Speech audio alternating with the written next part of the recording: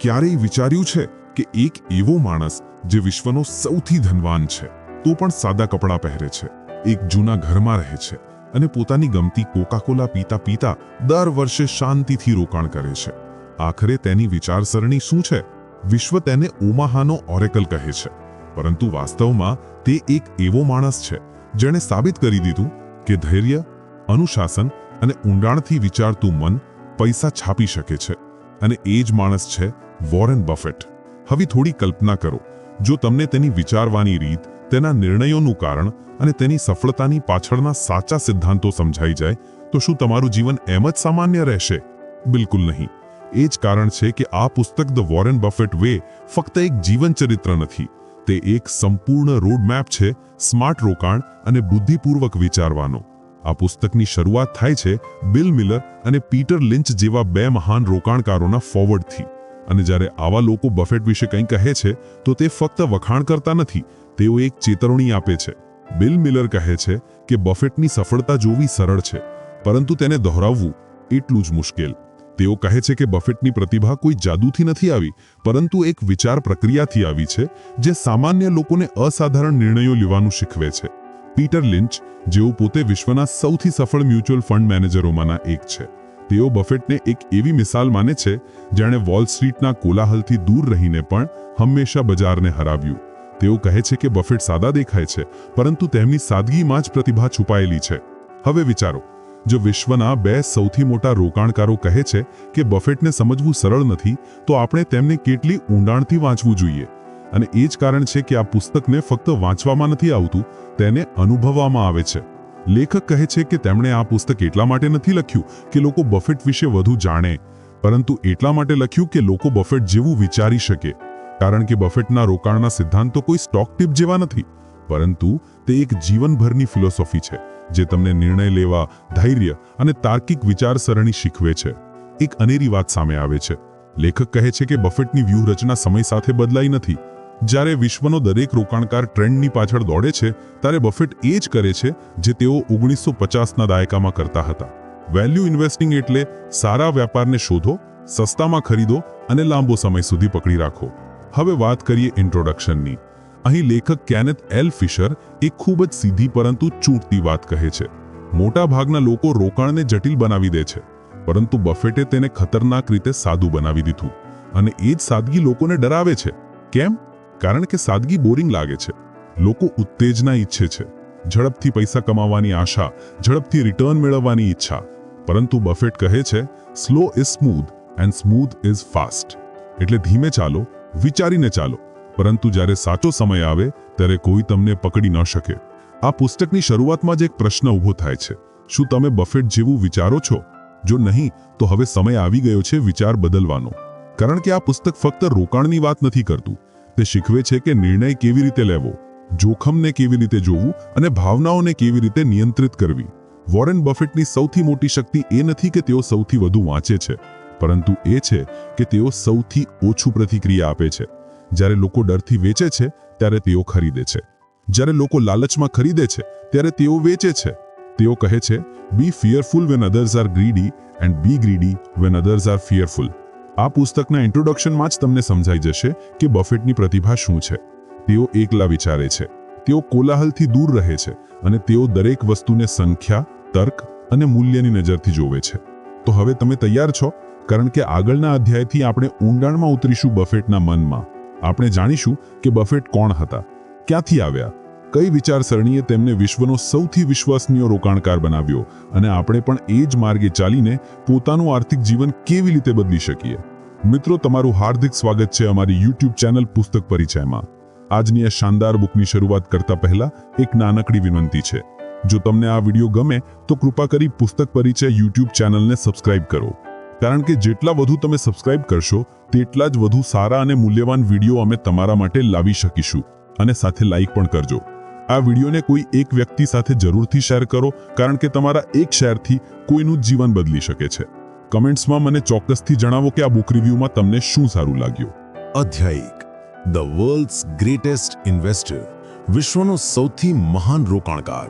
કલ્પના કરો એક માણસ જે ન તો ચમકદાર છે, ન તો મુખથી બોલે છે. ન તો ઉચ્ચ ડિગ્રીઓની પાછળ દોડ્યો અને ન તો ક્યારેક કરોડોનું શોરૂમ કે કોર્પોરેટ ઓફિસ બનાવ્યું, તો પણ તે બની ગયો વિશ્વનો સૌથી ધનવાન અને વિશ્વાસપાત્ર રોકાણકાર. આ માણસનું નામ છે વોરન બફેટ. પરંતુ બફેટની મહાનતા ફક્ત તેમના બેંક બેલેન્સમાં નથી, પરંતુ તેમની વિચારસરણીમાં છે. અને આ અધ્યાય આપણને એ જ વિચારસરણીથી મળવે છે. લેખક આપણને સૌથી પહેલા કહે છે કે બફેટ કોઈ રાતોરાત સફળતા નહોતા. તેમણે પણ નાની શરૂઆત કરી હતી, પરંતુ તેમની વિચારવાની રીત બાળપણથી જ અલગ હતી. બફેટનું પહેલું રોકાણ માત્ર 11 વર્ષની ઉંમરે થયું હતું. જ્યારે બાકીના બાળકો ક્રિકેટ કે કાર્ટૂનમાં રચ્યા હતા, ત્યારે બફેટે પોતાનો પહેલો સ્ટોક ખરીદ્યો. સિટી સર્વિસ નામની કંપનીના 3 શેર. પહેલા તે ઘટ્યો અને બફેટ ડરી ગયા. પરંતુ જ્યારે સ્ટોક થોડો વધ્યો તો તેમણે થોડા નફામાં વેચી દીધો. પરંતુ થોડા અઠવાડિયા પછી એ જ સ્ટોક આકાશને આંબી ગયો અને બફેટને ત્યારે અનુભવ થયો કે ઉતાવળમાં વેચવું મૂર્ખતા છે. આ તેમનું પહેલું રોકાણ હતું અને પહેલો પાઠ, ધૈર્ય ડર કરતાં વધુ શક્તિશાળી છે. હવે આગળ વધીએ તેમની કિશોરાવસ્થા તરફ. બફેટે ખૂબ નાની ઉંમરે જ નક્કી કરી લીધું હતું કે તેઓ વેપારી બનશે. તેમણે અખબાર વેચ્યા, બબલગમ વેચ્યું, પિનબોલ મશીનો લગાવ્યા અને દરેક વસ્તુમાંથી નફો કમાયો. પરંતુ એક વાત સામાન્ય હતી. દરેક કામમાં તેમણે વિચાર્યું, આમાંથી કેટલું રિટર્ન મળશે? બફેટનું આ તર્ક હતું, જો કોઈ વસ્તુમાંથી પૈસા નથી બનતા તો તે મારી ઉર્જાને લાયક નથી. હવે જ્યારે તેઓ કોલેજ પહોંચ્યા તો તેમણે બેન્જામિન ગ્રેહેમની પુસ્તક ધ ઇન્ટેલિજન્ટ ઇન્વેસ્ટર વાંચી અને ત્યાંથી તેમને મળ્યો પોતાનો રોકાણ ગુરુ અને જીવનભરનો સિદ્ધાંત, વેલ્યુ ઇન્વેસ્ટિંગ. બફેટ કહે છે, આઈ એમ 85% બેન્જામિન ગ્રેહેમ એન્ડ 15% ફિલિપ ફિશર. ગ્રેહેમે તેમને શીખવ્યું કે કોઈ પણ સ્ટોક એક વેપાર છે અને કોઈ વેપારનું મૂલ્ય તેની વાસ્તવિક કમાણીની શક્તિથી આવે છે, નહીં કે બજારના મૂળથી. બફેટે આ સિદ્ધાંતને પકડી લીધો અને પોતાની વ્યૂહરચના બનાવી, great business at fair price and hold them forever. હવે ખૂબ જ રસપ્રદ બિંદુ આ અધ્યયન આવે છે. જ્યારે વિશ્વ ટ્રેડિંગમાં રચ્યા હતું ત્યારે તેઓ રોકાણમાં હતા. જ્યારે લોકો દૈનિક સમાચાર, અફવાઓ અને ટિપ્સની પાછળ દોડતા હતા, ત્યારે બફેટ બેલેન્સ શીટ વાંચતા હતા. જ્યારે લોકો ઝડપથી પૈસા કમાવાનો પ્રયત્ન કરતા હતા, ત્યારે તેઓ ધીમે પરંતુ સ્માર્ટ રીતે કમ્પાઉન્ડિંગ પર ધ્યાન આપતા હતા. બફેટની એક કોટ છે, the stock market is a device for transferring money from the impatient to the patient. એટલે જે લોકો ઉતાવળમાં વેચે છે તેઓ પોતાના પૈસા તેમને આપે છે જે ધૈર્ય રાખે છે. હવે વિચારો, શું તમે ક્યારે ડરમાં આવીને કોઈ રોકાણનો નિર્ણય લીધો છે? શું તમે કોઈ સ્ટોકને એટલા માટે ખરીદ્યો કારણ કે બધા ખરીદી રહ્યા હતા? જો હા, તો તમારે બફેટ પાસેથી ઘણું શીખવાનું છે. હવે વાત કરીએ બફેટની જીવનશૈલીની. તેમની મહાનતાનું એક કારણ છે તેમની સાદગી. આજે પણ તેઓ એ જ જૂના ઘરમાં રહે છે જે તેમણે 1958માં ખરીદ્યું હતું. આજે પણ તેઓ ફાસ્ટ ફૂડ ખાય છે, કોક પીએ છે અને દરરોજ પોતાની જૂની કારથી ઓફિસ જાય છે. તેમની પાસે ન તો કોઈ ઓરા હોય છે, ન તો 24 કલાક સુરક્ષા. કારણ કે બફેટનું માનવું છે કે બડાઈ ખરેખર સંપત્તિનો પુરાવો કદી નથી હોતો. તેઓ પૈસા કમાય છે રોકાણ કરવા માટે, નહીં કે વિશ્વને પ્રભાવિત કરવા માટે. હવે આવે છે સૌથી મોટો પ્રશ્ન, શું આપણે બફેટ જેવા બની શકીએ? લેખક કહે છે, બિલકુલ બની શકીએ. પરંતુ બફેટ જેવું વિચારવા માટે આપણે કેટલીક મુખ્ય ગુણવત્તાઓ અપનાવવી પડશે. અનુશાસન. જ્યારે વિશ્વ દોડે છે ત્યારે ઊભા રહેવું શીખો. સ્વતંત્ર વિચારસરણી, ટોળાથી અલગ વિચારો. ધૈર્ય. તાત્કાલિક રિટર્નને બદલે લાંબા ગાળાનું મૂલ્ય જુઓ. સતત શીખવાનો પ્રેમ. દરરોજ વાંચો, સમજો અને વિશ્લેષણ કરો. નીતિ સત્યતા. પૈસા પહેલા તે કામની સત્યતા જુઓ. બફેટ ક્યારેય એ કંપનીમાં પૈસા નથી લગાવતા જેમાં તેઓ પોતે CEO બનવું પસંદ ન કરે. તેઓ ફક્ત એ જ વેપાર પસંદ કરે છે જેની તેમને સમજ હોય. Invest in what you understand. અને એ જ તેમની સૌથી મોટી શક્તિ છે. તો મિત્રો, આ હતો પહેલો અધ્યાય, જે આપણે જાણ્યું કે બફેટ કોણ છે, કેવી રીતે બન્યા અને તેમણે જીવનમાંથી શું શીખ્યું. હવે તમે વિચારો, જો તમે આજથી જ બફેટ જેવું વિચારવા લાગો, દરેક નિર્ણય તર્કથી લો, દરેક રોકાણને લાંબા ગાળાનું સમજો, તો શું તમારું આર્થિક જીવન એમ જ નહીં બદલાય? બિલકુલ બદલાશે. અને એ જ છે આ પુસ્તકની સાચી શક્તિ, તમને બફેટના મનથી વિચારવાની ક્ષમતા આપવી. હવે આપણે આગળ વધીએ છીએ અધ્યાય 2 તરફ, જે આપણને વોરન બફેટના જીવનના એ ભાગથી મળવે છે જ્યાં તેમની વિચારસરણીએ આકાર લેવાનું શરૂ કર્યું. આ અધ્યાયનું નામ છે the education of Warren buffet.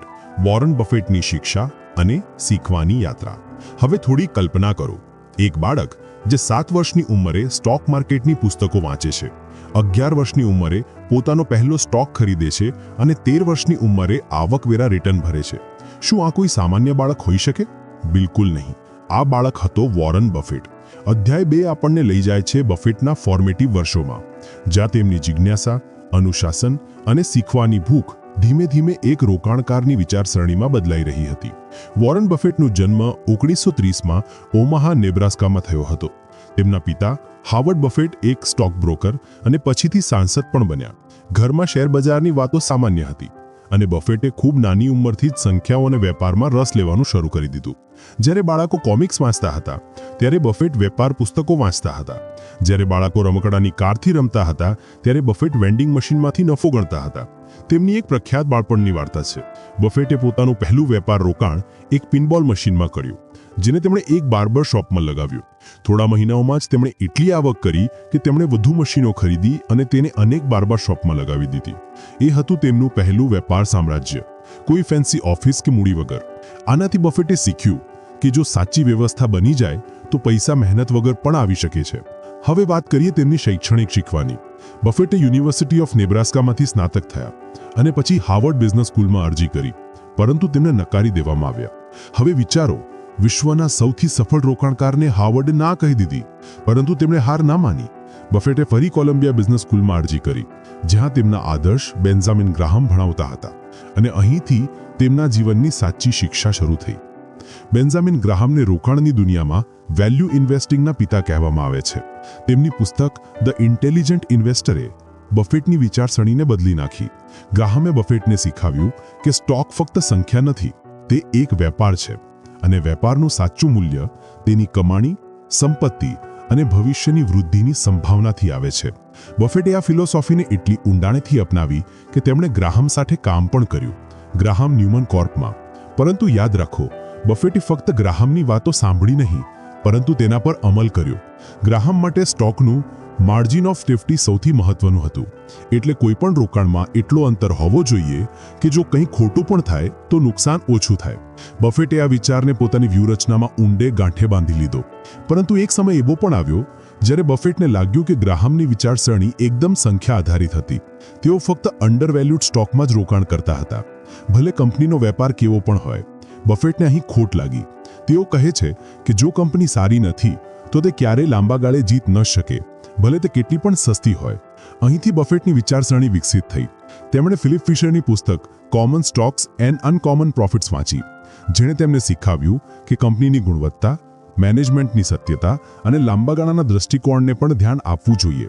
તો હવે બફેટની રોકાણ વ્યૂહરચના બની એક મિશ્રણ, ગ્રાહમની વેલ્યુ ફિલોસોફી અને ફિશરની ગુણવત્તા વેપાર અભિગમ. એ જ બન્યું વોરન બફેટનું રોકાણ ડીએનએ. હવે વિચારો, એક માણસ જે બે મહાન ગુરુઓ પાસેથી શીખીને પોતાના તર્ક અને અનુભવથી એક એવી વિચારસરણી બનાવી રહ્યો હતો જે તેને બનાવશે વિશ્વનો સૌથી મહાન રોકાણકાર. બફેટની શિક્ષા વર્ગખંડથી વધુ વાસ્તવિક દુનિયામાં થઈ. તેમણે કંપનીઓને વાંચી, લોકોથી શીખ્યું અને સૌથી વધુ પોતાની જાતને પ્રશ્નો પૂછ્યા. તેમનો સૌથી મોસ્ટ વેલ્યુએબલ મંત્ર હતો, if you can't explain it to a 10-year-old, don't invest in it. એટલે જો તમે કોઈ વેપારને પોતે ઠીક રીતે સમજા ન શકો તો તેમાં રોકાણ કરવાનો કોઈ ફાયદો નથી. હવે એક અનેરો શક્તિશાળી પાઠ જે બફેટની શિક્ષાથી મળે છે, સતત શીખો, સ્વતંત્ર રીતે વિચારો અને પ્રશ્નો પૂછવાનું કદી બંધ ના કરો. તેઓ આજે પણ દિવસનો મોટો ભાગ વાંચવામાં વિતાવે છે, કારણ કે બફેટ માને છે કે પૈસા કમાવા કરતાં વિચારસરણી વિકસાવવી વધુ મહત્વની છે. તો મિત્રો, આ અધ્યાયથી આપણને શું મળ્યું? સફળતા ફક્ત વર્ગખંડની શિક્ષાથી નથી આવતી, તે આવે છે શીખવાની ભૂખ અને અલગ વિચારસરણીથી. બફેટે નકારને નિષ્ફળતા ન બનવા દીધો, પરંતુ તેને નવા દ્વારનો માર્ગ બનાવ્યો. તેમણે બે વિચારસરણીઓને જોડી, એક સંખ્યાની ગ્રાહમ અને એક ગુણવત્તાની ફિશર, અને બનાવી પોતાની જ ફિલોસોફી. અને સૌથી મહત્વનું, બફેટે હંમેશા પોતાની જાતને પૂછ્યું, શું આ વેપાર સાચે જ મૂલ્ય સર્જી રહ્યો છે, નહીં કે તેની કિંમત આજે ઉપર જશે કે નીચે? હવે આપણે પહોંચી ગયા છીએ અધ્યાય 3માં, જ્યાં વોરેન બફેટની રોકાણ ફિલોસોફી વધુ સ્પષ્ટ થાય છે. અત્યાર સુધી આપણે જોયું કે બફેટે બાળપણથી જ વેપાર અને રોકાણમાં ઊંડો રસ લીધો અને બેન્જામિન ગ્રાહમ અને ફિલિપ ફિશર જેવા ગુરુઓથી શીખીને પોતાની વિચારસરણી બનાવી. પરંતુ આ અધ્યાયમાં આપણે જાણીશું કે તેમણે પોતાના જીવનની સૌથી મોટી શીખને કેવી રીતે અમલમાં મૂકી અને કેવી રીતે તેમની વિચારસરણીએ તેમને બીજાથી સંપૂર્ણપણે અલગ ઊભા કરી દીધા. અધ્યાય 3, બાઇંગ અ બિઝનેસ.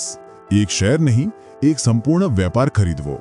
હવે વિચારો, જ્યારે તમે કોઈ દુકાનમાં કંઈ ખરીદો છો તો તમે શું વિચારો છો? આ વસ્તુ કેટલી છે, કેટલી ગુણવત્તા છે, કેટલો સમય ચાલશે? એ જ પ્રશ્ન બફેટ પણ પૂછે છે, પરંતુ તેઓ સ્ટોક્સ માટે પૂછે છે. વોરન બફેટ માટે શેર કોઈ લોટરી ટિકિટ નથી, તે તેને એક વેપારનો ભાગ માને છે. આ અધ્યાયની સૌથી મોટી શીખ એ જ છે: સ્ટોક ખરીદો એમ જાણે તમે સંપૂર્ણ વેપાર ખરીદી રહ્યા છો. બફેટ વારંવાર કહે છે કે જો તમે કોઈ વેપારનો એક ટુકડો ખરીદવા માટે તૈયાર નથી, તો તેનો એક શેર પણ ન ખરીદો.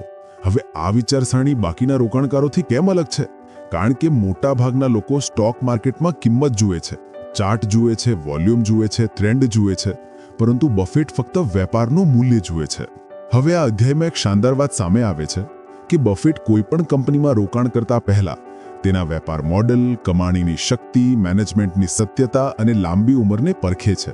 એટલે બફેટ પૂછે છે, શું આ કંપની આવનારા 10 થી 20 વર્ષોમાં પણ સંબંધિત રહેશે? શું તેનું ઉત્પાદન કે સેવા લોકોની જરૂરિયાત છે? શું તેનું મેનેજમેન્ટ સત્ય અને બુદ્ધિશાળી છે? શું આ કંપની સતત નફો કમાઈ રહી છે? જો આ બધા પ્રશ્નોના જવાબ હા હોય, તો બફેટ રોકાણ કરવા પર વિચાર કરે છે. હવે એક ઉદાહરણ લઈએ. બફેટે કોકા-કોલામાં ત્યારે રોકાણ કર્યું જ્યારે બાકીના લોકો તેને ટાળી રહ્યા હતા. કેમ? કારણ કે તેમને વિશ્વાસ હતો કે આવનારા 20 વર્ષોમાં પણ લોકો કોકા-કોલા પીશે. તેનો બ્રાન્ડ એટલો મજબૂત હતો, વિતરણ એટલું વિશાળ હતું અને માર્જિન એટલા સારા હતા કે તે એક ફોરએવર વેપાર બની શકે. અને એ જ થયું. કોકા-કોલા આજે પણ બફેટના પોર્ટફોલિયોમાં એક ચમકતો તારો છે. હવે એક અનેરી વાત: બફેટ ક્યારેય એવા વેપારમાં રોકાણ નથી કરતા જેને તેઓ સમજી ના શકે. તેઓ કહે છે, never invest in a business you can not understand. એટલે જ તેમણે ટેક સ્ટોક્સને ઘણા સમય સુધી ટાળ્યા, કારણ કે તેઓ તેને ઠીક રીતે સમજી ના શકતા. તેમના માટે રોકાણ કોઈ રમત નથી, તે એક માલિકીનો નિર્ણય છે. બફેટ દરેક સ્ટોકને એમ જુએ છે જાણે તેઓ સંપૂર્ણ કંપનીના માલિક બનવાના હોય. હવે આ વિચારસરણીથી એક મોટો ફાયદો થાય છે. જ્યારે બજાર ઘટે છે, લોકો ગભરાઈ જાય છે અને વેચવા લાગે છે.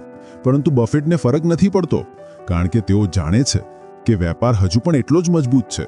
તેમને કિંમતની નહીં, મૂલ્યની ચિંતા હોય છે. બફેટ કહે છે, price is what you pay, value is what you get. હવે થોડું વિચારો. માનો કે તમને 2 કંપનીઓના સ્ટોક્સ મળે છે. એક 100 રૂપિયાનો છે, બીજો 500 રૂપિયાનો. મોટાભાગના લોકો 100 રૂપિયાવાળો સ્ટોક ખરીદશે, કારણ કે તે સસ્તો લાગે છે. પરંતુ બફેટ જોશે કે કઈ કંપની વધુ પૈસા કમાય છે, કયું ભવિષ્ય તેજસ્વી છે અને કયું મેનેજમેન્ટ જવાબદાર છે. જો 500 રૂપિયાવાળો સ્ટોક એક મજબૂત વેપાર છે, તો એ જ સાચેરે સસ્તો હોઈ શકે. એટલે સાચો રોકાણકાર કિંમત નહીં, મૂલ્ય પર ધ્યાન કેન્દ્રિત કરે છે. હવે આ અધ્યાયમાં એક અનેરી શક્તિશાળી વિચાર છે: ઓનર મેન્ટાલિટી. બફેટ ક્યારેય ટ્રેડરની જેમ વિચારતા નથી. તેઓ પોતાને માલિક માને છે. માલિક શું કરે છે? તે લાંબા ગાળાનો વિચારે છે. તે વેપારની પ્રતિષ્ઠા બચાવે છે. તે ધીમે ધીમે સંપત્તિ બનાવે છે. એટલે જ બફેટ સ્ટોક્સને ટૂંકા ગાળામાં ટ્રેડ નથી કરતા, પરંતુ દાયકાઓ સુધી પકડી રાખે છે. તેમનો મંત્ર છે, our favourite holding period is forever. એટલે જો કંપની શાનદાર છે, તો તેને વેચવું જ કેમ? તો આ અધ્યાયથી આપણને શું શીખવા મળ્યું? શેરને વેપારની જેમ જુઓ, કિંમતની જેમ નહીં. સારો વેપાર ખરીદો, સારો સ્ટોક નહીં. એવી કંપનીમાં રોકાણ કરો જેને તમે પોતે માલિક બનવા ઈચ્છો. ધૈર્ય રાખો, કારણ કે સાચી સંપત્તિ સમયથી બને છે. પોતાના રોકાણને માલિકની માનસિકતાથી જુઓ, નહીં કે અટકળના દૃષ્ટિકોણથી. બફેટની વિચારસરણી આપણને શીખવે છે કે સ્માર્ટ રોકાણ એ સાદી વિચારસરણી પ્લસ લાંબા ગાળાનો દૃષ્ટિકોણ પ્લસ ભાવનાત્મક નિયંત્રણ. અને આ બધી વસ્તુઓ કોઈ રોકેટ વિજ્ઞાન નથી. ફક્ત જરૂર છે સ્પષ્ટતા, સ્થિરતા અને ધૈર્યની. તો મિત્રો, આ અધ્યાયે આપણને બફેટની વિચારસરણીનો સાચો આધાર બતાવ્યો કે શેર બજાર એક રમત નથી, પરંતુ માલિકીની રમત છે. હવે તમે વિચારો, જો તમે આજથી દરેક રોકાણને વેપારની જેમ જોવા લાગો, તો શું તમારા નિર્ણયો એમ જ આવેશપૂર્ણ રહેશે? ના, તમે વધુ વિચારીને, તર્કથી અને દૃષ્ટિથી રોકાણ કરશો. અને એ જ માનસિકતા તમને પણ એક મજબૂત રોકાણકાર બનાવી શકે છે. હવે આપણે આગળ વધીએ છીએ અધ્યાય 4 તરફ, જ્યાં આપણે જાણીશું બફેટની એ વ્યૂહરચના વિશે જેણે તેમના રોકાણનો પાયો છે, જેણે તેમને એક અલગ લીગનો રોકાણકાર બનાવી દીધો. આ અધ્યાયનું નામ છે અધ્યાય 4, ધ સાયકોલોજી ઓફ ઇન્વેસ્ટિંગ. રોકાણનું મનોવિજ્ઞાન, વિચાર, ભાવના અને નિયંત્રણની કળા. હવે થોડો વિચારો. એક જ બજારમાં કેટલાક લોકો કરોડો કમાઈ રહ્યા છે અને કેટલાક લાખો ગુમાવી રહ્યા છે. જ્યારે ડેટા, સાધનો અને સમાચાર બધાની પાસે એક જ છે, તો ફરક ક્યાં છે? ફરક છે વિચારવાની રીતમાં. ફરક છે માનસિકતામાં.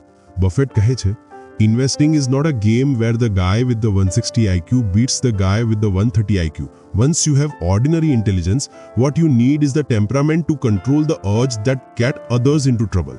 એટલે રોકાણમાં જીત મનની ઝડપથી નહીં, પરંતુ ભાવનાઓ પર કાબૂથી થાય છે અને એ જ છે આ અધ્યાયનો સાર. હવે વાત કરીએ એ મનોવૈજ્ઞાનિક જાણની જે મોટાભાગના રોકાણકારોને ફસાવી દે છે અને જેમાંથી બફેટ પોતાને દૂર રાખે છે. 1. Grid and fear. લાલચ અને ડર.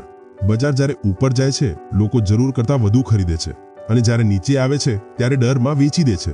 બફેટ કહે છે be fearful when others are greedy and be greedy when others are fearful. એ જ તો માસ્ટર સ્ટ્રોક છે. જ્યારે બધા ડરે છે ત્યારે બફેટ શાંતિથી વિચારે છે કઈ કંપની સસ્તી મળી રહી છે, અને જ્યારે બધા લાલચી હોય છે ત્યારે તેઓ ચૂપચાપ પાછા હટી જાય છે.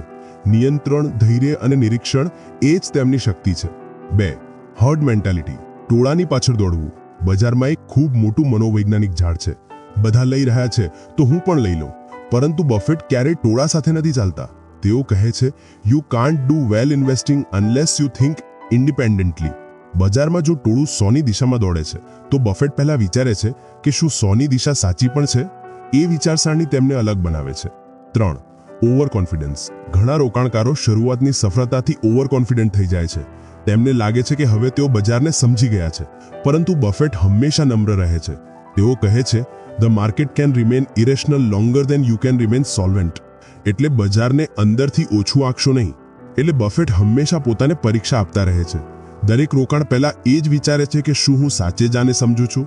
હવે વાત કરીએ બફેટની સૌથી મોટી શક્તિ, ભાવનાત્મક અનુશાસન. બજાર જેટલું અસ્થિર હોય છે તેટલું જ મહત્વનું છે માનસિક સ્થિરતા. બફેટ દરરોજ આર્થિક સમાચાર નથી જોતા, નથી દરરોજ સ્ટોક કિંમત તપાસતા. કેમ? કારણ કે તેઓ જાણે છે કે ટૂંકા ગાળાના કોલાહલથી વિચલિત થવાથી સ્પષ્ટતા નથી મળતી. તેમના માટે રોકાણ એ લાંબા ગાળાની પ્રતિબદ્ધતા છે, નહીં કે ઝડપી પૈસાનો શોર્ટકટ. હવે વાત કરીએ બફેટની સૌથી મોટી તાકાત એટલે ભાવનાત્મક શિસ્ત. બજાર જેટલું વધુ અસ્થિર બને તેટલી જ જરૂરી બને છે માનસિક સ્થિરતા. બફેટ દરરોજ નાણાકીય સમાચાર જોતા નથી, ના જ દરરોજ શેરના ભાવ તપાસે છે. શા માટે? કારણ કે તેઓ જાણે છે કે ટૂંકા ગાળાના અવાજથી વિચલિતતા વધે છે, સ્પષ્ટતા નહીં. તેમના માટે રોકાણ એ લાંબા ગાળાની પ્રતિબદ્ધતા છે, નહીં કે ઝડપી પૈસા કમાવાનો ટૂંકો રસ્તો. હવે બફેટનો એક શક્તિશાળી ઉપાય જાણો. આંતરિક સ્કોરકાર્ડ વિરુદ્ધ બાહ્ય સ્કોરકાર્ડ. ઘણા લોકો નિર્ણયો લે છે બીજાને પ્રભાવિત કરવા માટે. તેઓ વિચારે છે લોકો શું કહેશે, સારું દેખાશે, બધા આ જ કરી રહ્યા છે તો મારે પણ કરવું જોઈએ. પણ બફેટ કમુસરે છે આંતરિક સ્કોરકાર્ડ. એટલે જે તેઓ વિચારે છે, જે તેઓ માને છે, બસ તે જ પ્રમાણે ચાલે છે. તેમને ફરક નથી પડતો કે દુનિયા શું કહે છે. તેઓ તે જ કરે છે જે તેમને સાચું લાગે છે. અને આ જ માનસિકતા તેમને બજારના દબાણથી દૂર રાખે છે. તો આ દેહમાંથી આપણને શું શીખવા મળ્યું? રોકાણ ફક્ત આંકડાઓની રમત નથી, મન અને ભાવનાઓની રમત છે. ડર અને લોભથી ઉપર ઉઠવું એ સૌથી મોટી જીત છે. ટોળાથી અલગ વિચારો, કારણ કે ટોળું વારંવાર ખોટી દિશામાં દોડે છે. અતિ આત્મવિશ્વાસ અને અહંકારથી દૂર રહો. પોતાને બજારના અવાજથી અલગ રાખો અને લાંબા ગાળા પર ધ્યાન કેન્દ્રિત કરો. બીજાને પ્રભાવિત કરવા માટે રોકાણ ન કરો, પોતાની સ્પષ્ટતાથી રોકાણ કરો. બફેટ કહે છે જોખમ ત્યારે આવે છે જ્યારે તમે જાણતા નથી કે તમે શું કરી રહ્યા છો. અને આ વાક્ય આખા અધ્યાયનું આત્મા છે. હવે તમે વિચારો, શું તમે દર વખતે રોકાણ કરતી વખતે ડરી જાઓ છો? શું તમે બીજાને જોઈને નિર્ણય લો છો? જો હા, તો હવે વખત છે વિચાર બદલવાનો. બફેટની જેમ વિચારો, સરળ, તાર્કિક અને ભાવનાત્મક રીતે સ્થિર. અધ્યાય 5માં જ્યાં વોરેન બફેટની રોકાણ યાત્રાનો સૌથી મુખ્ય ભાગ સામે આવે છે. અત્યાર સુધી આપણે માનસિકતા અને મનોવિજ્ઞાનની વાતો કરી, પણ આ અધ્યાયમાં આપણે જાણીશું બફેટ કયા સિદ્ધાંતો પર વિશ્વાસ કરે છે, તેઓ કોઈ શેર પસંદ કેવી રીતે કરે છે અને તેમના રોકાણના અસલી નિયમો શું છે. અધ્યાય 5 રોકાણના મૂળભૂત નિયમો, રોકાણના મૂળભૂત સિદ્ધાંતો. બફેટ એક વાત વારંવાર દોહરાવે છે, રોકાણ સરળ છે પણ સહેલું નથી. એટલે જો તમે બફેટના સિદ્ધાંતો જોશો તો તે ખૂબ જ મૂળભૂત લાગે છે. કોઈ મોટા સૂત્રો નહીં, કોઈ ચમકદાર યુક્તિઓ નહીં, પણ તેને સતત અનુસરવું એ જ સૌથી મોટી પડકાર છે. હવે આ અધ્યાયમાં બફેટના રોકાણના 10 મૂળભૂત નિયમો કહેવામાં આવ્યા છે, જેને તેઓ પોતાના નિર્ણય લેવાના આધાર માને છે. તો ચાલો એક પછી એક આ નિયમોને સમજીએ, સરળ ભાષામાં, સંબંધિત ઉદાહરણો સાથે. નિયમ 1, વેપારને સમજો. બફેટ ક્યારે એવી કંપનીમાં રોકાણ નથી કરતા જેને તેઓ સંપૂર્ણપણે સમજી ન શકે. તેઓ કહે છે જો તમે એક વાક્યમાં વેપાર શું કરે છે તે સમજાવી ન શકો તો તેમાં રોકાણ ન કરો. ઉદાહરણ તરીકે, કોઈ ટેક કંપની જેનું મોડેલ ખૂબ જ જટિલ છે પણ લોકો તેમાં રોકાણ કરી રહ્યા છે કારણ કે ભાવ ઉપર જઈ રહ્યો છે. બફેટ એવી કંપનીથી દૂર રહે છે.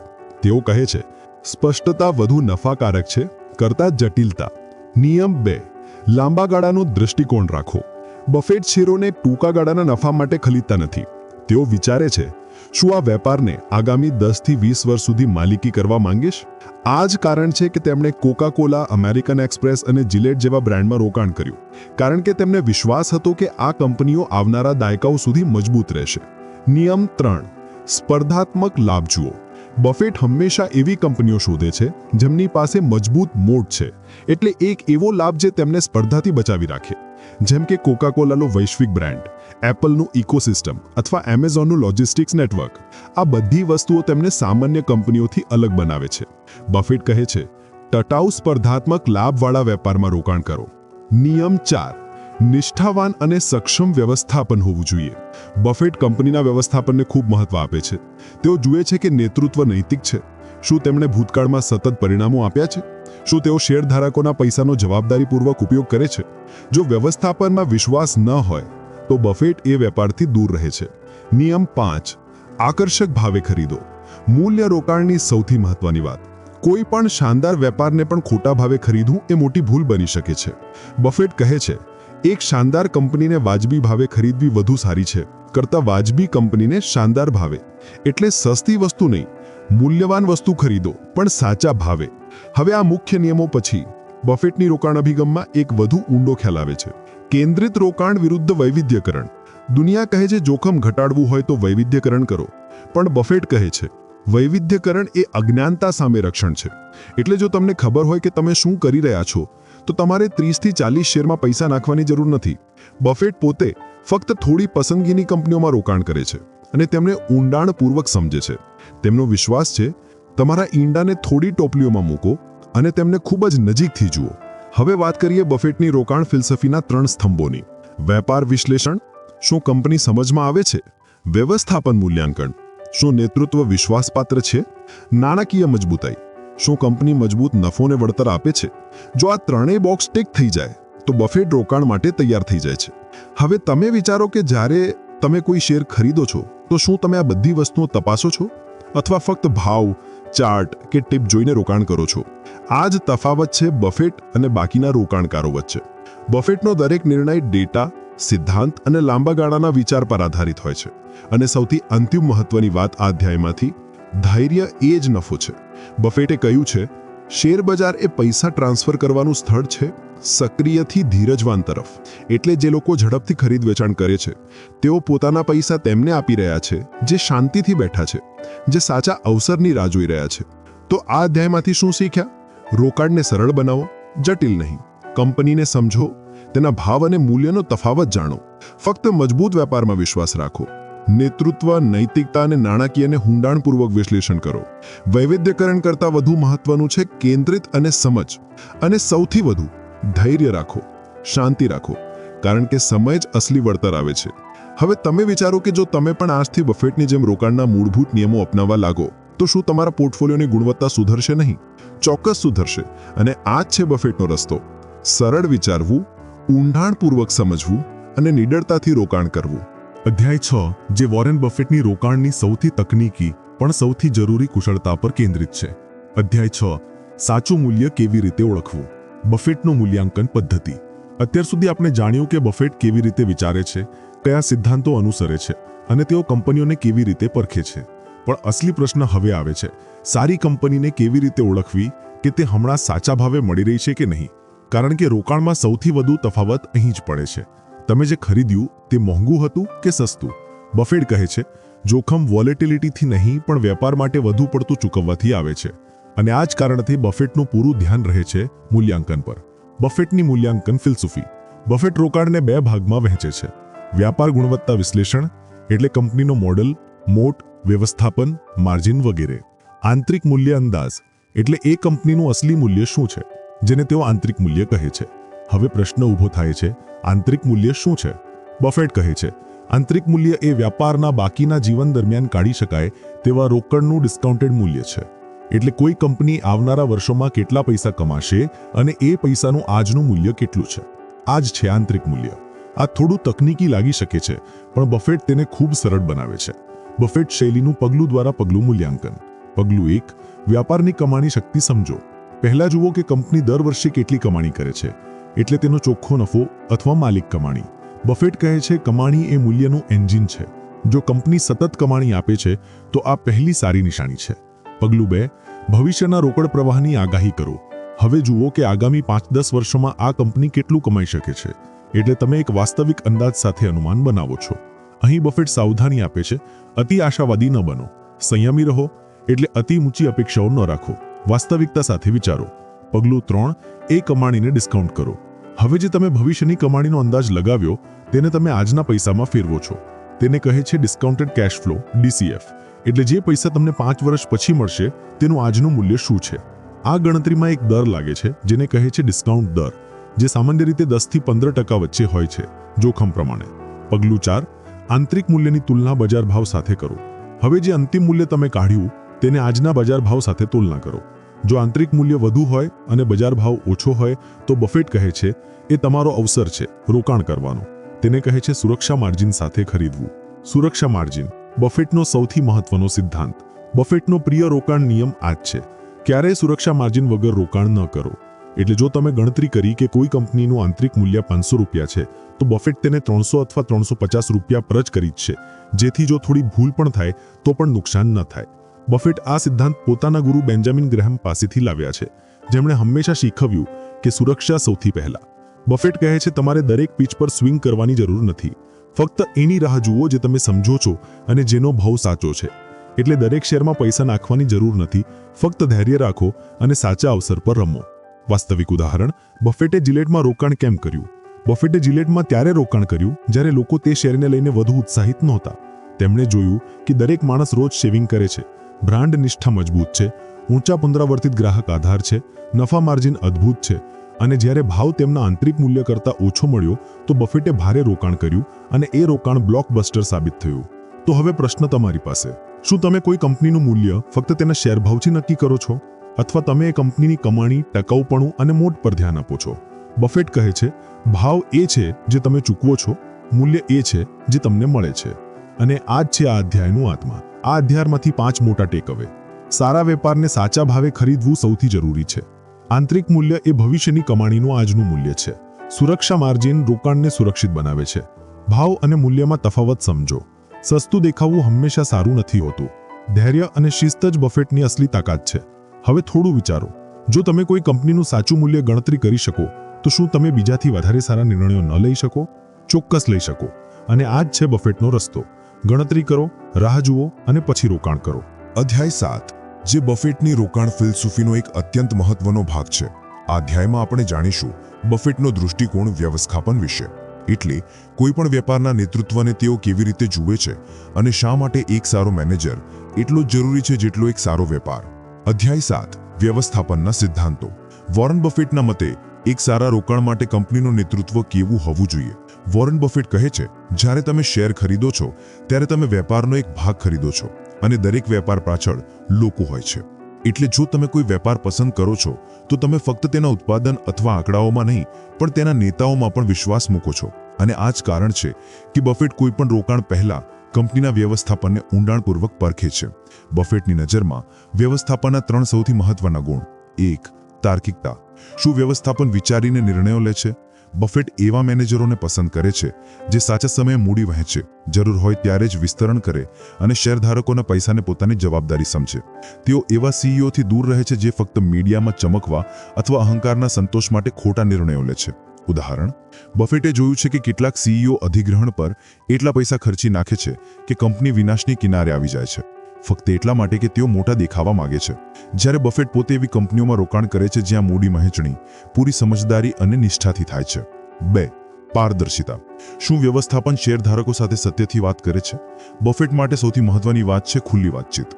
એટલે કંપનીનું નેતૃત્વ પોતાની ખામીઓ પણ એટલી જ સ્પષ્ટતાથી કહે જેટલી તાકાતો. તેઓ કહે છે હું એવા વ્યવસ્થાપનને શોધું છું જે મને ખરાબ સમાચાર ઝડપથી કહે અને સારા સમાચાર ધીમે ધીમે. એટલે બફેટને એવા નેતાઓ જોઈએ છે જે મુશ્કેલ સમયમાં ભાગે નહીં પણ સત્યથી શેરધારકોને સ્થિતિ કહે. ઉદાહરણ, બફેટ પોતે પોતાના શેરધારક પત્રોમાં દર વર્ષે પોતાની ભૂલો ખુલ્લેઆમ સ્વીકારે છે કારણ કે તેમના માટે નિષ્ઠા સૌથી મોટું મૂલ્ય છે. 3, વેપાર પ્રત્યે જુસ્સો. શું વ્યવસ્થાપનને કંપની સાથે પ્રેમ છે અથવા ફક્ત પૈસા જોઈએ છે? બફેટ માને છે કે એક સારો નેતા એ છે જે વેપારને ફક્ત નોકરી નહીં મિશન તરીકે સમજે છે. એવા લોકો નિર્ણયોમાં વધુ ગંભીર હોય છે નવીનતા લાવે છે અને લાંબા ગાળે વિચારે છે. બફેટ કહે છે, હું એવા લોકોમાં રોકાણ કરવા માંગુ છું જે કરી રહ્યા છે તે કરતા રહે, ભલે તેમને પૈસા ન મળે.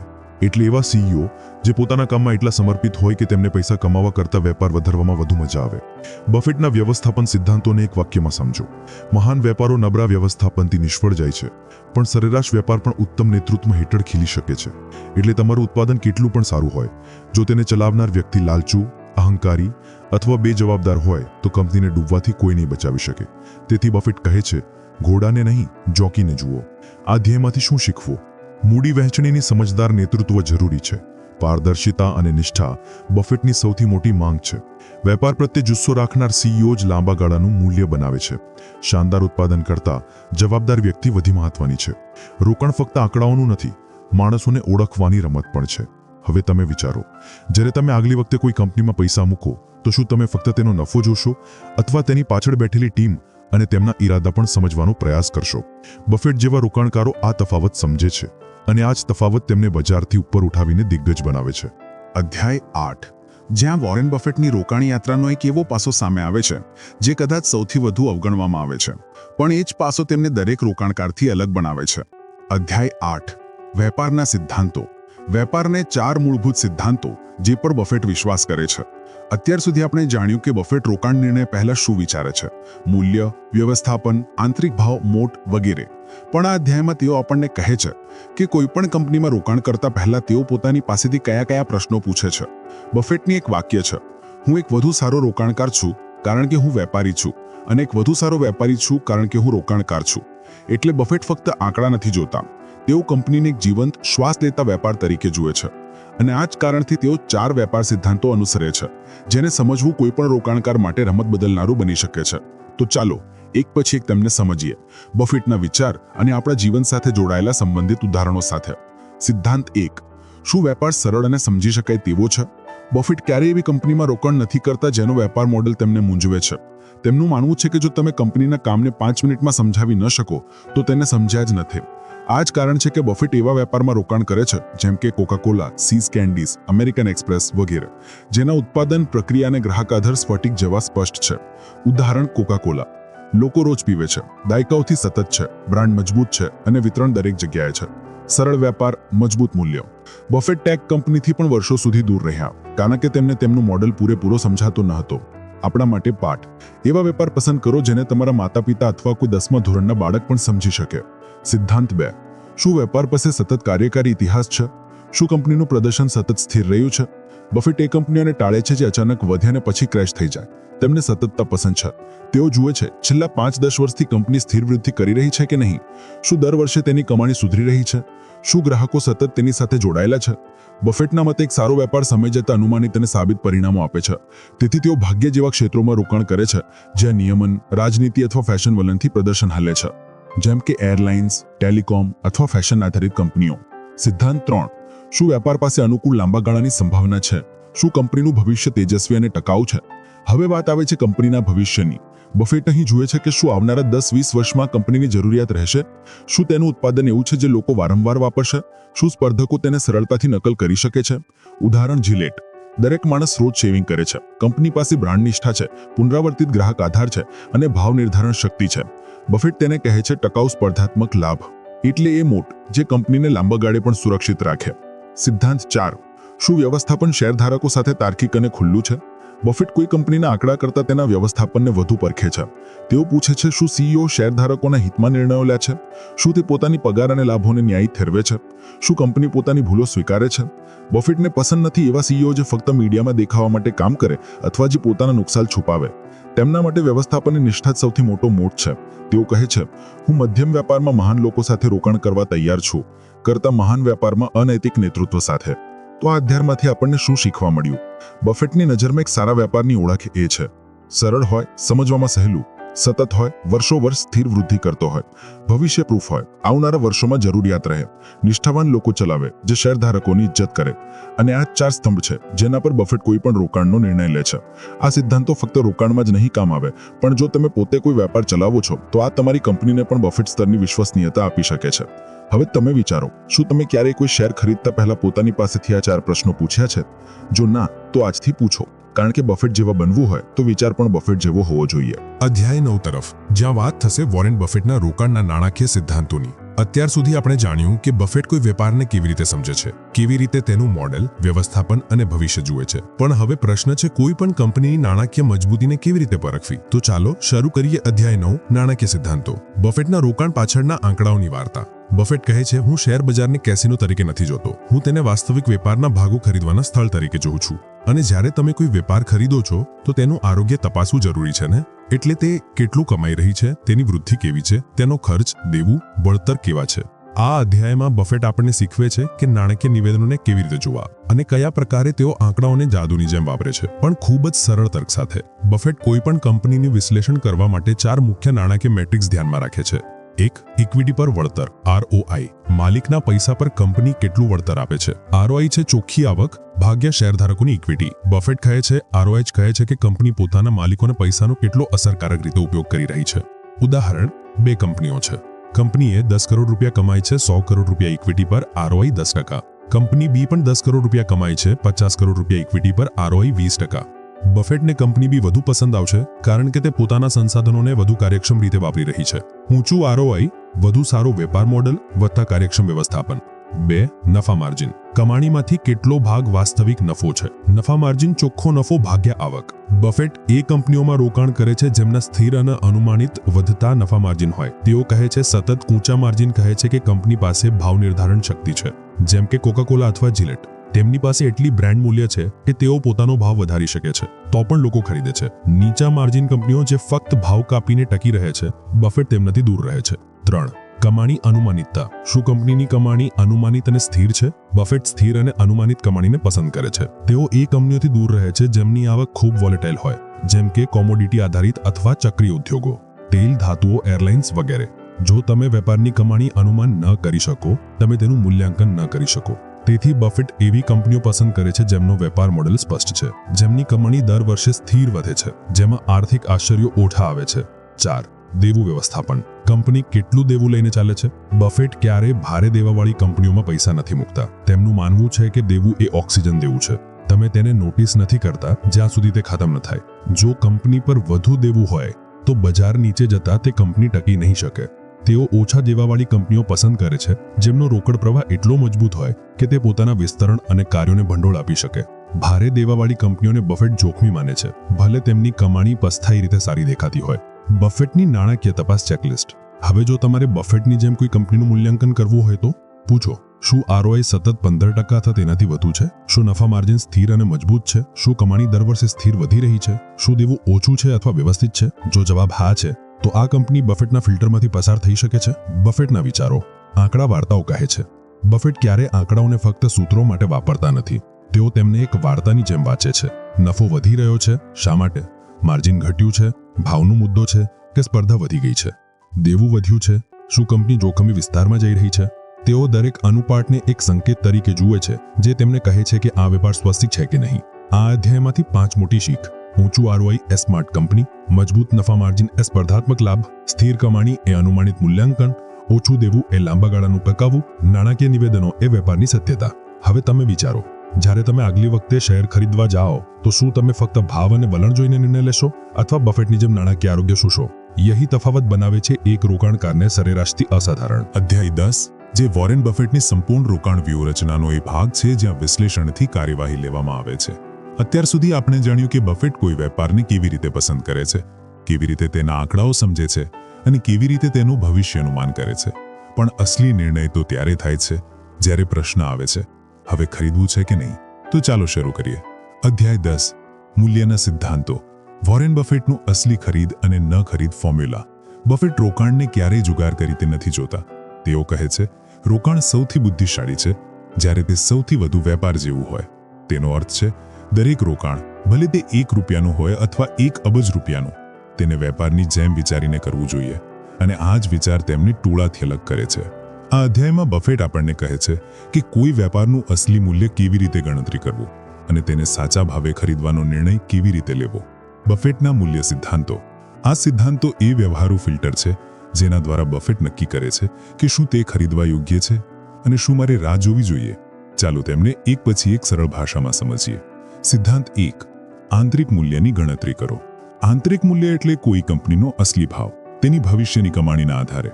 બફેટ કહે છે, કોઈ પણ વેપારનું આંતરિક મૂલ્ય એ રોકડ છે જે તે તેના જીવનકાળ દરમિયાન ઉત્પન્ન કરી શકે છે. આજના મૂલ્યમાં ડિસ્કાઉન્ટેડ એટલે જો કોઈ કંપની આવનારા 10-20 વર્ષમાં 1000 કરોડ રૂપિયા કમાવાની છે તો તેનું આજનું મૂલ્ય શું છે? આ ગણતરી કરવા માટે બફેટ વાપરે છે discounted cash flow DCF model. વાજબી ડિસ્કાઉન્ટ દર 10-15%, સંયમી અનુમાનો. તેમને અનુમાન નથી જોઈતું, તેમને તર્ક અને વાસ્તવિક કમાણી જોઈએ છે. સિદ્ધાંત 2, સુરક્ષા માર્જિન શોધો. હવે માની લો કે તમે ગણતરી કરી કે કોઈ કંપનીનું આંતરિક મૂલ્ય 500 રૂપિયા છે, તો શું તમે 500 રૂપિયા પર તેને ખરીદી લેશો? બફેટ કહે છે ના. તેઓ કહે છે, હંમેશા મૂલ્ય કરતાં ઓછા ભાવે ખરીદો, પોતાને સુરક્ષા માર્જિન આપો. એટલે તમે તેને 300-350 પર જ ખરીદવાનો પ્રયાસ કરો, જેથી જો તમારી ગણતરીમાં થોડી ભૂલ પણ થાય તો નુકસાન ન થાય. આ જ છે બફેટના રોકાણનો સૌથી પ્રખ્યાત સિદ્ધાંત. સુરક્ષા માર્જિન સાથે રોકાણ એટલે સુરક્ષા સાથે રોકાણ. સિદ્ધાંત 3, બજારની લાગણીને અવગણો. બજાર રોજ ચઢે ઉતરે છે, સમાચાર આવે છે, અવાજ બને છે, પણ બફેટ તેના પર વિશ્વાસ નથી કરતા. તેઓ કહે છે, મિસ્ટર માર્કેટ તમારી સેવા કરવા છે, નહીં કે માર્ગદર્શન આપવા. એટલે બજાર જો કોઈ કંપની 700 રૂપિયામાં વેચી રહ્યું છે પણ તેનું અસલી મૂલ્ય 1000 રૂપિયા છે તો આ તમારો અવસર છે. પણ જો તે 1300 રૂપિયામાં વેચી રહ્યું છે તો તમે વિનમ્રતાથી ના કહી દો. બફેટ બજારથી ડરતા નથી, તેઓ બજારનો લાભ લે છે. સિદ્ધાંત 4, લાંબા ગાળાના મૂલ્યો પર ધ્યાન કેન્દ્રિત કરો, ટૂંકા ગાળાના વલણો પર નહીં. બફેટ ક્યારેય ભાવ ચડ-ઉતર અથવા ત્રિમાસિક સમાચાર પર નિર્ણયો નથી લેતા. તેઓ પૂછે છે, શું આ વેપાર 10-20 વર્ષ સુધી ટકશે? શું આ કંપની ટકાઉ નફો આપી શકે છે? શું આ કંપનીને હંમેશા માટે માલિકી કરવા માંગીશ? તેમનો મંત્ર છે, એવો વેપાર ખરીદો જે એટલો સારો હોય કે એક મૂર્ખ પણ તેને ચલાવી શકે, કારણ કે એક દિવસ કોઈ એક તેને ચલાવશે. એટલે સિસ્ટમ એટલી મજબૂત હોય કે નેતૃત્વ બદલાવાથી ફરક ન પડે. સિદ્ધાંત 5, ભાવનાત્મક સ્વતંત્રતા. બફેટની રોકાણ ફિલોસોફીની અસલી તાકાત તેમના ભાવનાત્મક નિયંત્રણમાં છે. તેઓ કહે છે, સૌથી સારા રોકાણકારો એ નથી જેમની પાસે ઊંચી IQ છે, પણ જેમની પાસે મજબૂત ભાવનાત્મક શિસ્ત છે. જ્યારે બધા ડરે છે ત્યારે બફેટ શાંતિથી વિચારે છે, જ્યારે બધા ખરીદે છે તેઓ મૂલ્યાંકન તપાસે છે. તર્ક, ભાવ, યહી છે તેમની અસલી તાકાત. બફેટનું સંપૂર્ણ નિર્ણય લેવાની પ્રક્રિયા એક વાક્યમાં: મહાન વેપાર વત્તા નિષ્ઠાવાન વ્યવસ્થાપન વત્તા સાચો ભાવ વત્તા સુરક્ષા માર્જિન. રોકાણ. બસ. કોઈ જાદુ નહીં, કોઈ તામઝામ નહીં, ફક્ત શિસ્ત, સ્પષ્ટતા અને ધૈર્ય. આ અધ્યાયની 5 શક્તિશાળી શીખ. મૂલ્યાંકન કોઈ અનુમાન નથી, એક ગણતરી છે. સુરક્ષા માર્જિનથી રોકાણ સુરક્ષિત બને છે. બજાર ભાવ ફક્ત ઓફર છે, નહીં કે માર્ગદર્શન. ટૂંકા ગાળાના વલણોની પાછળ ન દોડો, લાંબા ગાળે વિચારો. રોકાણનું સૌથી મોટું હથિયાર છે આત્મનિયંત્રણ. હવે તમે વિચારો, શું તમે ક્યારે શેર મૂલ્યાંકન આ રીતે કર્યું છે? જો ના, તો આજથી એક નવો વિચાર અપનાવો, બફેટનો વિચાર. કારણ કે રોકાણ કોઈ અનુમાનની રમત નથી, એ એક વેપાર નિર્ણય છે. અને જ્યારે તમે બફેટ જેમ વિચારશો ત્યારે જ તમે બફેટ જેવા પરિણામો પણ જોઈ શકશો. અધ્યાય 11. અહીંથી શરૂ થાય છે એ ભાગ જ્યાં વોરેન બફેટની થિયરી નહીં પણ વાસ્તવિક જીવનના ઉદાહરણો સામે આવે છે. અત્યાર સુધી આપણે જાણ્યું કે બફેટ કેવી રીતે વિચારે છે, કેવી રીતે કંપનીઓને વિશ્લેષણ કરે છે અને કયા કયા સિદ્ધાંતો અનુસરે છે. પણ હવે આપણે જોઈશું તેમણે વ્યવહારમાં કયા કંપનીઓમાં પૈસા મૂક્યા, શા માટે મૂક્યા અને તેમાંથી શું શીખ્યા. આ અધ્યાય છે અધ્યાય 11, ખરીદો સાચો વેપાર. બફેટના શ્રેષ્ઠ રોકાણોની કેસ સ્ટડીઝ. બફેટની વાસ્તવિક દુનિયાના રોકાણોની કેસ સ્ટડીઝ. હવે બફેટની સૌથી મોટી ખાસિયત એ છે કે તેઓ દરેક રોકાણ નિર્ણય વર્ષો સુધી વિચારીને પૂરી સ્પષ્ટતા અને વિશ્વાસ સાથે કરે છે. અને જ્યારે તેઓ કોઈ કંપનીમાં રોકાણ કરે છે તો તેઓ ફક્ત પૈસા નથી મૂકતા, તેઓ માલિકીની માનસિકતાથી વિચારે છે. આ અધ્યાયમાં આપણે 5 એવા આઇકોનિક રોકાણો વિશે જાણીશું જે બફેટની ફિલસૂફીને પૂરેપૂરી સાબિત કરે છે. Case study 1, the Washington Post company. 1973માં બફેટે વોશિંગ્ટન પોસ્ટમાં રોકાણ કર્યું જ્યારે આખું મીડિયા ક્ષેત્ર દબાણ હેઠળ હતું. કંપનીનું આંતરિક મૂલ્ય લગભગ $400 મિલિયન હતું, પણ બજાર મૂડીકરણ ફક્ત $80 મિલિયન આસપાસ હતું. બફેટે જોયું મજબૂત બ્રાન્ડ, વફાદાર વાંચકો, મોનોપોલી જેવો પ્રભાવ, નિષ્ઠાવાન અને સક્ષમ વ્યવસ્થાપન. કેથરીન ગ્રેહેમ. તેમણે કહ્યું, આ સોદો એટલો સસ્તો હતો કે જાણે કોઈએ $1ની વસ્તુને 10 રૂપિયામાં મૂકી દીધી હોય. પરિણામ, બફેટે પોતાના રોકાણને લગભગ 10 ગણું વધતું જોયું, એ પણ વધુ જોખમ વગર. શીખ, જ્યારે બ્રાન્ડ મજબૂત હોય અને ભાવ સસ્તો હોય તો ડરશો નહીં, ફક્ત ખરીદો. Case study 2, See's Candies. હવે આ બફેટની સૌથી પ્રિય ડીલ્સમાંથી એક હતી. સીઝ કેન્ડીઝ એક વેસ્ટ કોસ્ટ ચોકલેટ બ્રાન્ડ હતું જેને બફેટે 1972માં $25 મિલિયન ખરીદ્યું. કંપની દર વર્ષે ફક્ત $4 મિલિયન કમાતી હતી. ઘણાએ બફેટને રોક્યા, કહ્યું આ ડીલ મોંઘી છે. પણ બફેટે અલગ રીતે વિચાર્યું. તેમણે જોયું બ્રાન્ડ વફાદારી અદ્ભુત, લોકો માટે ભાવનાત્મક જોડાણ, ઊંચી ભાવ નિર્ધારણ શક્તિ, લોકો સ્વાદ માટે પ્રીમિયમ આપવા તૈયાર હતા, ઓછી સ્પર્ધા અને સૌથી મોટી વાત, કંપનીએ દર વર્ષે કમાયેલા પૈસા ડિવિડન્ડ તરીકે બફેટને આપ્યા, જેને બફેટે અન્ય રોકાણોમાં મૂક્યા. પરિણામ, બફેટે સીઝમાંથી અત્યાર સુધી અબજો ડોલર કાઢ્યા છે, પણ વેપાર આજે પણ બફેટના પોર્ટફોલિયોમાં છે. શીખ: નાના દેખાતા વેપારો જો બ્રાન્ડ અને ભાવ નિર્ધારણ શક્તિ ધરાવતા હોય તો તે જીવનકાળની મશીનો બની શકે છે. Case study 3, American express 1. 1960ના દાયકામાં અમેરિકન એક્સપ્રેસ એક કૌભાંડમાં ફસાઈ ગઈ હતી. બજાર આતંકમાં આવી ગયું અને શેરભાવ 50% ઘટી ગયો. પણ બફેટે જોયું કંપનીનો મુખ્ય વેપાર અપ્રભાવિત હતો. વફાદાર ગ્રાહકો હજુ પણ કાર્ડ વાપરી રહ્યા હતા. બ્રાન્ડ અકબંધ હતો. તેમણે ઊંડું વિશ્લેષણ કરીને લાખો ડોલર રોકાણ કરી દીધા જ્યારે બધા વેચી રહ્યા હતા. પરિણામ, અમેરિકન એક્સપ્રેસ આજે પણ બફેટના ટોચના હોલ્ડિંગ્સમાંથી એક છે. શીખ: બજારના ડરથી નહીં, તર્ક અને બ્રાન્ડ શક્તિથી નિર્ણય લો. Case study 4, Coca Cola. 1988માં જ્યારે પેપ્સી અને કોલા વોર ચાલી રહી હતી, બફેટે $1 બિલિયન કોકા કોલા શેર ખરીદ્યા. લોકો આશ્ચર્યચકિત થયા, એટલું મોટું રોકાણ? પણ બફેટની ગણતરી સ્પષ્ટ હતી. વિશ્વ કક્ષાનો બ્રાન્ડ, દરેક ખૂણે કોકા કોલાની પહોંચ, ઓછા ભાવે ઊંચું પુનરાવર્તિત ઉત્પાદન, મજબૂત મોટ, સ્વાદ, પરંપરા, બ્રાન્ડિંગ. આજે બફેટ પાસે કોકનો એટલો મોટો હિસ્સો છે કે તેમને દર વર્ષે ડિવિડન્ડમાં કરોડો ડોલર મળે છે. શીખ: બફેટને હંમેશા ફોરએવર વેપારો પસંદ છે અને કોક એક સંપૂર્ણ ઉદાહરણ છે. Case study 5, જીકો. જીકો એક કાર વીમા કંપની હતી જેને બફેટે પહેલી વખત નોંધી જ્યારે તેઓ ફક્ત 20 વર્ષના હતા. બફેટે પોતે તેના ઓફિસ જઈને જોયું, ગ્રાહકો સાથે વાત કરી અને સમજ્યું કે જીકોનું સીધો ગ્રાહક મોડેલ રમત બદલનાર છે. તેઓ ત્યારથી તેના ચાહક બની ગયા.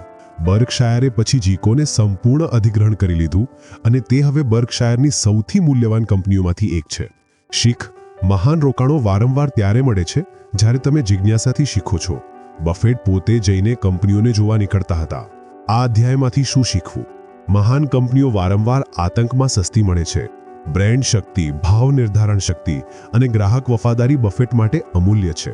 સરળ વેપાર વત્તા મજબૂત વ્યવસ્થાપન બફેટનું પ્રિય. બફેટ ક્યારે ટોળા સાથે નથી ચાલતા, તેઓ તર્ક અને મૂલ્ય પર ચાલે છે. ધૈર્ય અને વિશ્વાસથી બનેલા રોકાણો જ અસલી સંપત્તિ બનાવે છે. હવે તમે વિચારો, શું તમે ક્યારેય કોઈ રોકાણને એટલી ઊંડાણથી વિચાર્યું છે? બફેટ કહે છે, હું ક્યારેય શેર નથી ખરીદતો જ્યાં સુધી હું આખો વેપાર માલિકી કરવા તૈયાર ન હોઉં.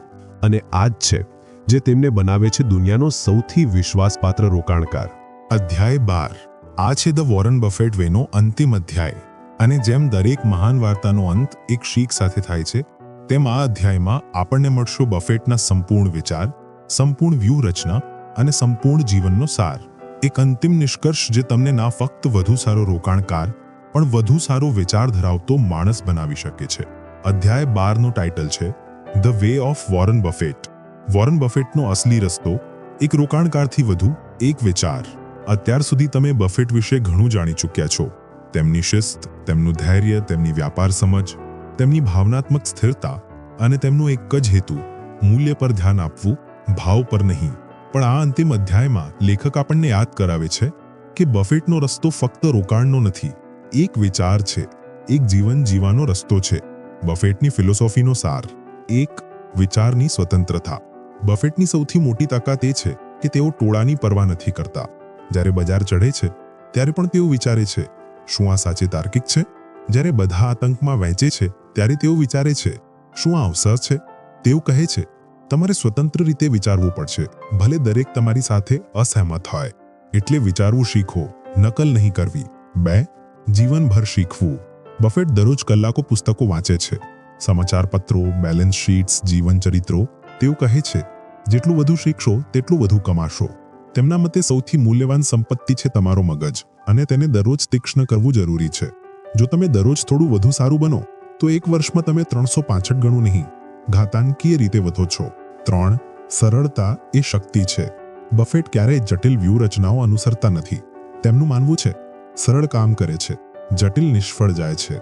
તેઓ સરળ વ્યાપારમાં રોકાણ કરે છે, સરળ ભાષા બોલે છે, સરળ જીવન જીવે છે અને તો પણ દુનિયાના સૌથી ધનિક અને આદરણીય વ્યક્તિ બની ગયા. શા માટે? કારણ કે સ્પષ્ટતા સૌથી મોટી તાકાત છે. 4. ધૈર્ય અને સમય. બફેટ રોકાણને ક્રિકેટ મેચ જેવું માને છે, જ્યાં તમારે દરેક બોલ પર શોટ નથી મારવો. તેઓ કહે છે શેરબજારે નો કોલ્ડ સ્ટ્રાઇક રમત છે. તમારે સ્વિંગ કરવાની જરૂર નથી. તમે તમારી પિચની રાહ જોઈ શકો છો. એટલે દરેક અવસર પર કાર્ય કરવાની જરૂર નથી. ફક્ત ત્યારે ખરીદો જ્યારે તમારી પાસે વિશ્વાસ હોય. 5. નિષ્ઠા બધા પર.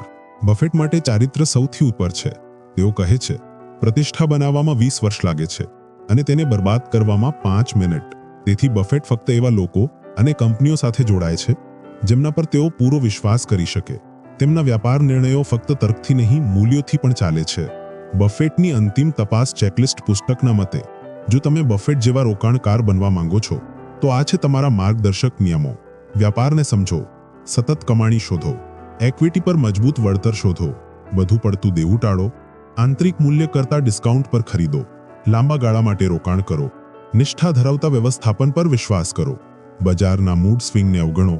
જ્યારે બીજા લાલચુ હોય ત્યારે ડરો અને જ્યારે બીજા ડરે ત્યારે લાલચુ બનો. આ 10 વાક્યોમાં જ છુપાયેલો છે બફેટનો સંપૂર્ણ રસ્તો. અંતમાં એક અંતિમ પ્રશ્ન: શું બફેટ જેવા બનવું સહેલું છે? કદાચ નહીં. પણ શું બફેટ જેવો વિચાર અપનાવવો શક્ય છે? ચોક્કસ હા. તમારે વોલ સ્ટ્રીટમાં બેસવાની જરૂર નથી. તમારે કરોડોના ફંડ વ્યવસ્થાપિત કરવાની જરૂર નથી. તમને ફક્ત જોઈએ સાચો વિચાર, ધૈર્ય અને શીખવાની ભૂખ.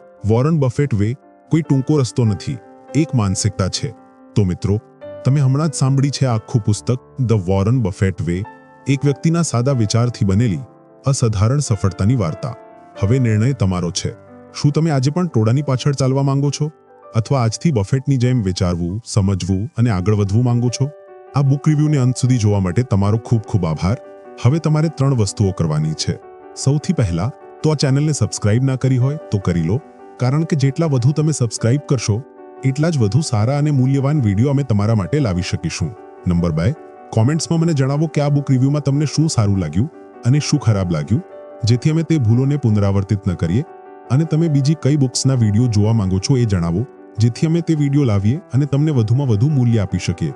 અને નંબર 3, આ બુક વિડીયોને કોઈ એક વ્યક્તિ સાથે જરૂરથી શેર કરો, કારણ કે તમારા એક શેરથી કોઈનું જીવન બદલી શકે છે. ટૂંક સમયમાં વધુ સારા વિડીયો સાથે પાછા આવીશું. Thank you so much.